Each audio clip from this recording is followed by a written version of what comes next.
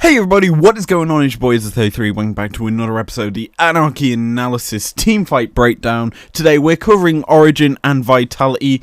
This matchup features Jack Troll facing off against his former team. OG are on blue side, Vitality are on red side. And we've got a lot to talk about in this draft, which is coming up in a second. But without further ado, DJ, spin the music and get into draft. But without further ado, let's get into the picks and bans here. Starting with the bans, we start with an Oriana ban from Origen. Huge ban there, as it's a big control mage champion that obviously makes this a very hard game because of that Shockwave ultimate can just lock up so many members and is a very big teamfight threat. That being said, Vitality don't want OG playing this roam game that they've been doing with Nuke Duck in the previous few games, where they've been split pushing, looking to win that way, as TF hits the ban bench, and yeah, essentially a very strong roaming champion. Obviously that Destiny ult allows you to TP freely, as well as the fact that you can run a TP alongside it, so you're running double TPs essentially on a champion that can just absolutely decimate a wave with that Q. And then you've got your red card to clear out the back wave minions. Last ban for this phase for Origen is the Kalista hitting the bench. Obviously, probably one of the most dominant ADCs. I'd rather have seen an Ezreal ban because comp has been very powerful on that pick, and as such, it realistically should be banned. That being said, the next ban from Vitality is the Volley Bear, a big jungle threat that can obviously dive backside. So there's a lot of safety removed in that Kalista, but Ezreal's also available. And the last ban in this phase, because OG missed their last ban for some reason, is going to be Thresh. Now Thresh as a champion is very strong in terms of the fact that he can obviously provide a lot of safety to an Aphelios, to any sort of immobile ADC like an Ashe, like the Aphelios has stated, and as such it does make it quite hard for you to draft something that isn't, say, a Bard as your support to provide that mobility tool to your carry. But that's the first pick phase, ban phase. Let's look at the first round of picks.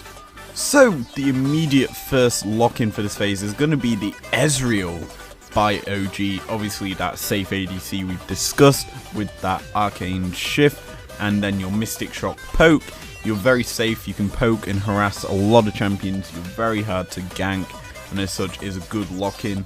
The response though from Vitality is the Aphelios, which obviously I said would be the other option, as Ashe realistically wouldn't be played into Ezreal because Ashe can't do too much against him because he can just dodge the volley quite easily.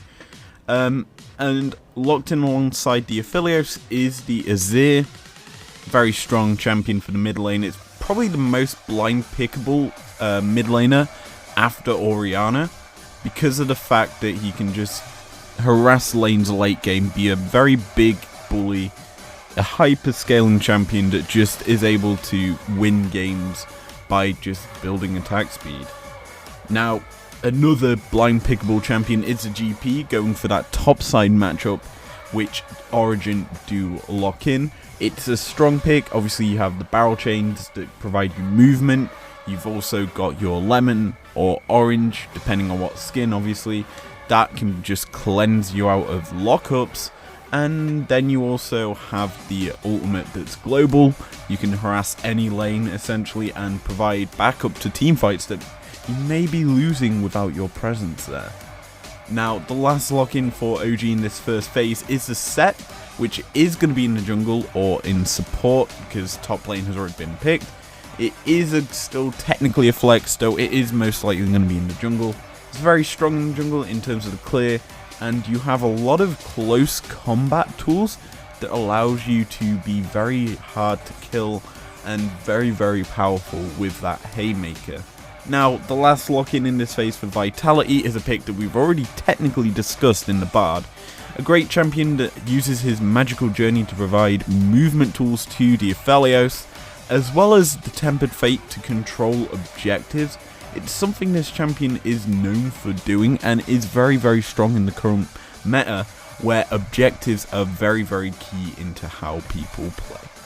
Last part of the game is Phase 2 starts off with the ban phase. We start with the immediate ban of the Lee Sin and Olaf by OG, and the Karma and the Leona from Vitality. These bans are quite important because Lee Sin, a lot of mobility in terms of the fact that he can just dodge away from the face breaker from the set if they end up skirmishing. He also is very good at getting early game ganks onto the GP, which is a good target for him, similarly to whatever OG draft in the mid lane would be a good target for him. And as such, a ban onto this champion that schemes can carry on is very, very strong. The Karma ban, I'm actually amazed was done. I don't see why. I guess it's to minimize the poke coming out of the OG bot lane, as well as the fact that it's a very strong shield champion that can provide a lot of back line strength. But don't like that ban especially, and I guess it's to try and put Jack Troll onto something like, say, a Nautilus, like a Tom Kent or a Braum, because Leona was the other ban, probably the other strong engage supports, because that champion can obviously dive straight onto a Bard, lock him up, and not allow any movement. So Nautilus would be my obvious pick for OG, because they do only have to set for realistic engage, and as such realistically would be a good option for them. And yeah, we'll have to look at what's actually picked up in the last pick phase of the game. So, last pick phase, we see Sion and Graves on the Vitality side, and Corki and Rakan on OG's side. I guess the Rakan's an alright engage tool. I mean, you've got the quickness and then your grand entrance, but I would have much preferred, say, Nautilus to go alongside this team, because he provides a bit more CC in terms of the lockup of selected targets, and you realistically aren't putting your body on the line too heavily with your sort of engage, whereas the quickness, you're having to run straight through the enemies, and you're very easy to lock up and stop by a Bard as that happens. Similarly to the Sion pick, because the Sion can just load up his Q or use his ultimate, hit you as you're charging in, you're realistically playing the pick wrong, I guess is the best way to put it. So Nautilus would be a bit better, as the champion can just choose to target a bit more freely onto who he wants to lock up and provide a lot more strength that way. Similarly to note, OG have this very strong poke comp, because you've got the Mystic Shock poke, you've got the Corki rocket, and then you've also technically got the barrels. OG realistically just want to poke away Vitality, and that Sion that's been drafted by Vitality is going to be very good at just soaking up the damage that's being outputted from OG, and realistically should be a hard counter to pretty much everything OG's drafted, bar say the set, if he's able to just showstopper him out of the fight, or even get him charmed up by the Rakan. It's kind of a OG have kind of drafted themselves into a corner by picking the Rakan, because the champion does have engage, but it's not the sort of engage I would prefer in this fight in game. Like I said, Nautilus would be better, or even maybe a Blitz would work quite well. Just Rakan just doesn't have too much, I guess, fluidity, what's the word I'm thinking of? Symmetry with his team. And as such, I think this draft has favoured Vitality as a whole. Anyway, let's load up into the game, as we're going to see OG and Vitality do battle on the Rift.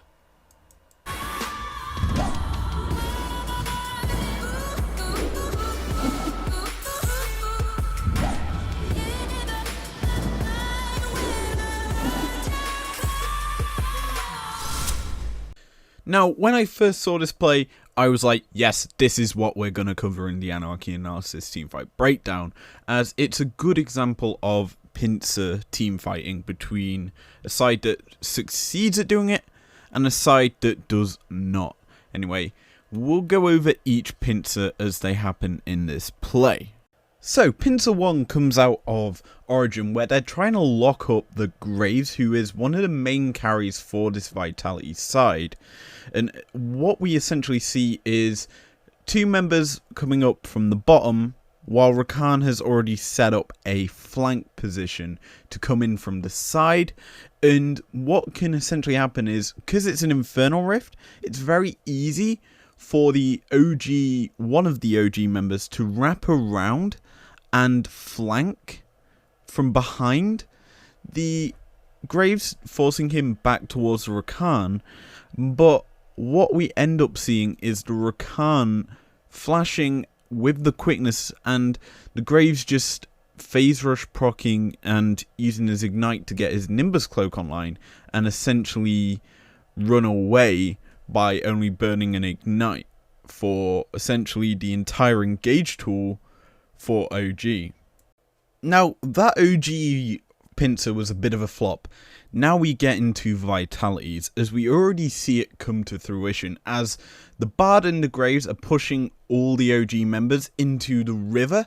Sion has TP'd behind the river, and he controls basically the exit route for OG, as it kind of has to force them to go towards mid lane instead of over the wall into their own jungle.